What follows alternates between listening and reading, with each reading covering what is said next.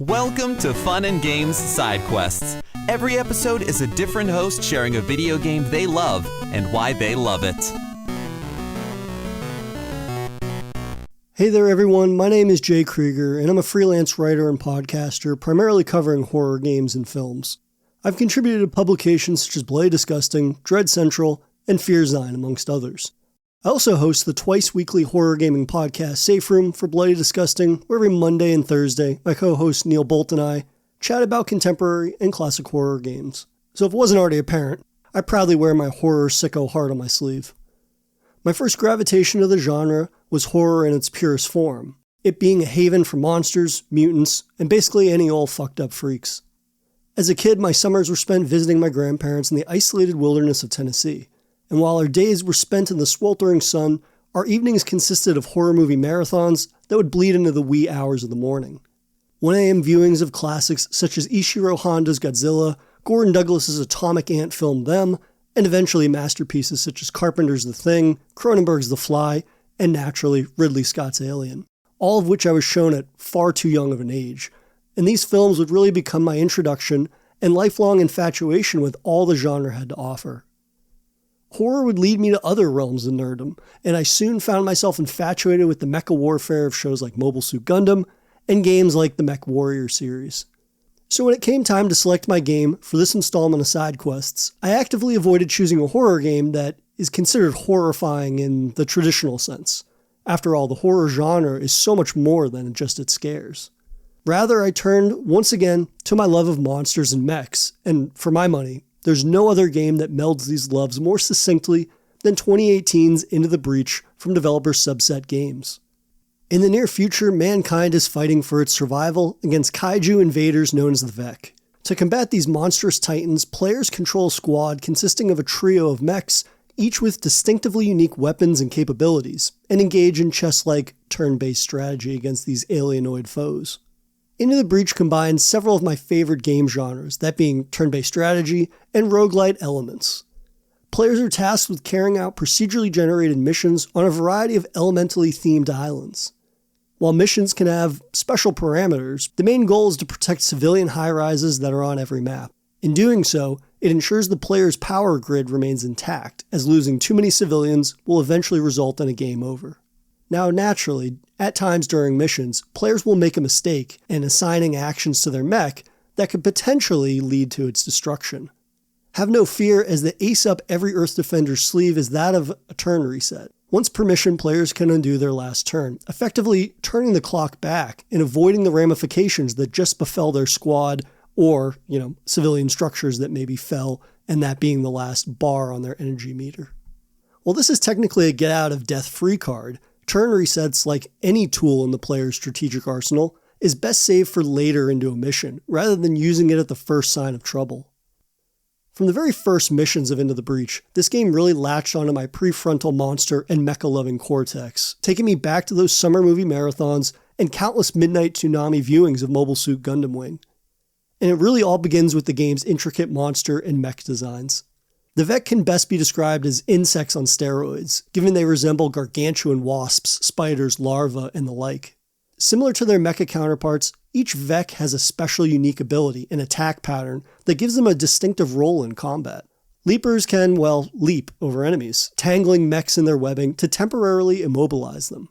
Hornets can fly great distances around the map, dealing 2 grids worth of damage. Meanwhile, enemies such as the Scarabs lob explosive goo from across the map, while its spidery counterpart can lob a nest that hatches little toothy babies that spring up across the map. These are but a few flavors of the Vek's varied horrors, as every enemy unit has the capacity to ravage even the most well-devised strategies. The chess-like complexity of the game's combat stems partially from the Vek's more advanced units that not only have more varied powers and hit harder, but the capacity to bolster their allies' abilities. Hovering jellyfish-like Vek called Scions, for example, may not be concerned with dealing damage to mechs themselves. However, they can annoyingly grant allies buffs, such as additional health, damage multipliers, or even perks such as the kaiju's martyrdoming themselves on death. Additional Vek will also continue to spawn reinforcements over the course of missions, literally bursting from the ground, until a mission's final turn comes to pass. This is an important distinction, as it forces players to strike a balance between defensive and offensive tactics, as the Vek will overwhelm overly cautious tacticians while punishing the overly aggressive. Fortunately, players have at their disposal some of the most uniquely designed mechs ever seen in a video game. Each mech is assigned to a thematically and strategically aligned squad of 3. For instance, rusting hulks feature flying mechs that prioritize area denial and smoke control. Flame behemoths utilize fire to damage enemies over time and ravaging forest environments with wildfire. Meanwhile, the Blitzkrieg squad prioritizes chain lightning and positioning synergy across the map. The flavor of mechs in Into the Breach are far more than simple chain gun and laser sword wielding behemoths, as they're broken into 4 distinctive class types. Prime mechs are CQC brawlers, brute mechs are mid-ranged attackers with versatile abilities, ranged mechs are mostly concerned with bombardment units, and science mechs support units and can also manipulate the battlefield for tactical prowess rather than high damage output. Even the most seemingly routine starting mech squad, the Riftwalkers, has a level of strategic depth that's not immediately apparent to the player, but through experimentation they'll quickly learn that they can be just as devastating as any of the mechs that are at the player's disposal. Thinking in terms of dealing the most direct damage with your squad is not going to be the key to success that some initial players might think it is. The game has a variety of strategic mechanics at the player's disposal, such as mechs with abilities to push, pull, while also dealing environmental damage and manipulating the battlefield, which can really be the difference between winning a mission by the skin of the player's teeth or, more often than not, crushing defeat. For instance, the combat mech, a hard-hitting, punchy brawler, deals decent damage, but when he connects with an enemy, his attack will push that enemy 1 square in the opposite direction from the direction of his attack. This push can be used to facilitate Vek colliding with adjacent allies of theirs, or other parts of the environment, which can deal additional damage. But, even more important than the damage that's dealt, this push mechanic can be used to reposition enemies, which could affect the trajectory of their subsequent attacks in the next turn. The double-edged sword of notions like pushing enemies is that friendly fire is very much a thing, so if a Vek is pushed and collides with a friendly mech or civilian structure, they will take that damage accordingly. Now, likewise, expanding the player's arsenal is a pull ability, such as the Blitzkrieg's hook mech, which utilizes a grappling hook to pull themselves or others out of harm's way. Though with most abilities, the other side of that defensive coin is that there can also be an offensive utilization of that grappling hook, because that mech can just as easily pull a Vek towards them, which could be used to interfere with an attack pattern, or even pulling a Vek into a body of water that, kills all Vek that aren't flyers instantly. Repositioning mechs and Vek positions on a map is a major component to surviving some missions that may pit players against seemingly insurmountable odds, though, as is typically the case, utilizing this toolset in the most creative means possible will often yield the most rewarding results. Now, throughout the course of a run, the player will have the opportunity to purchase additional weapons and abilities for their mechs.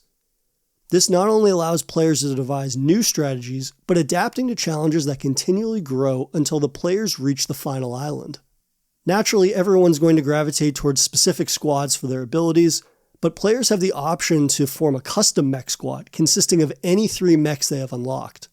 For instance, I made a squad consisting of the lightning mech from the Blitzkrieg squad, which sports 2 massive lightning whips like Mickey Rourke in Iron Man 2, which can be used to chain lightning through enemies and structures.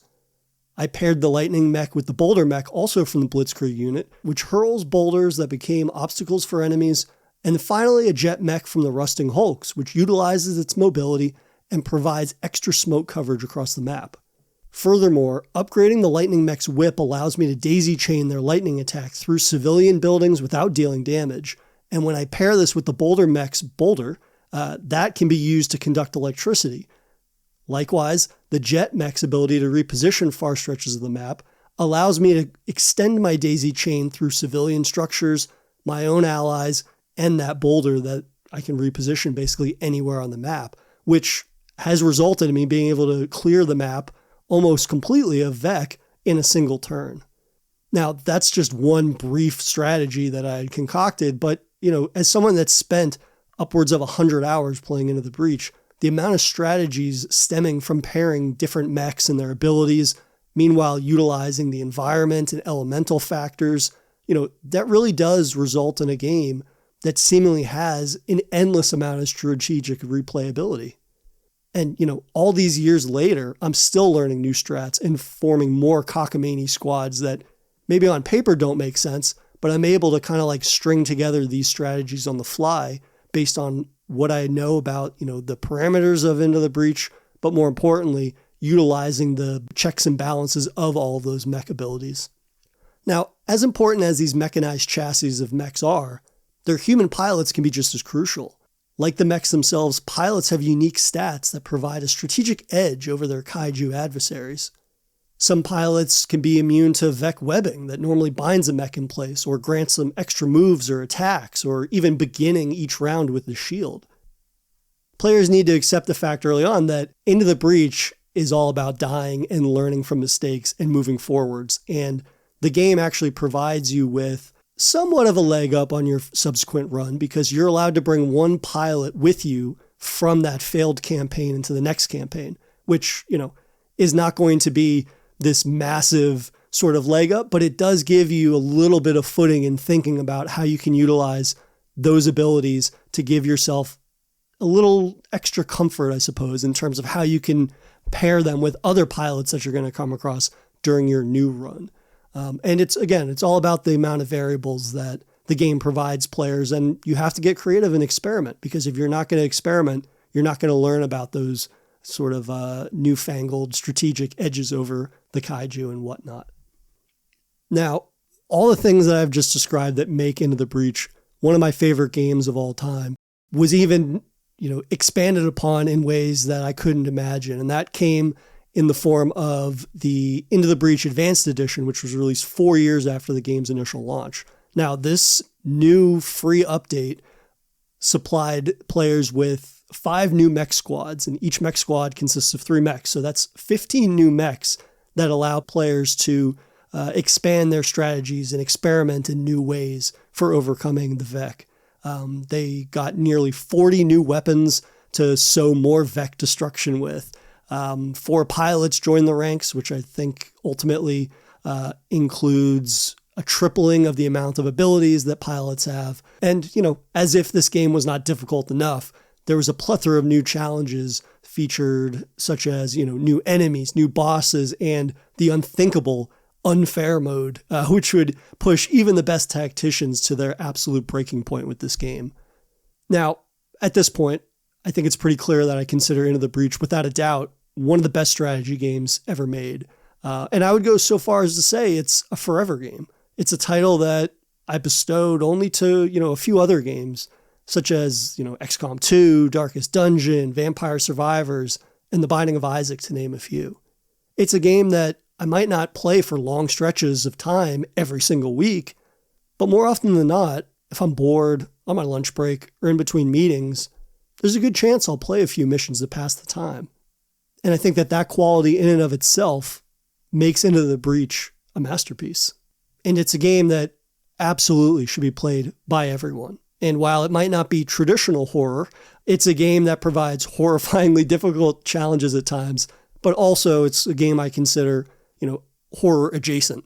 It's a game that utilizes the world of kaiju and their invading of Earth and destruction of Earth quite well. And I think that, again, the designs here for both the Vec and the mechs are of a caliber unto themselves. So before I go, I just want to give a massive thank you to Matt for giving me a space to gush about one of my all-time favorite forever games. And thank you, dear listeners, for entertaining my yapping for as long as I have about this game. And as always, happy gaming.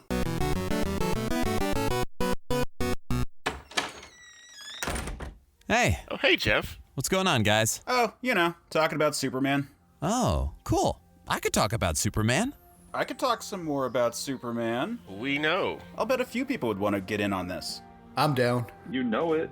That sounds like fun. I'll do it. Cool, let's do it. We can call the show Men of Steel. And you can find it at certainpov.com. Or wherever you get your podcasts.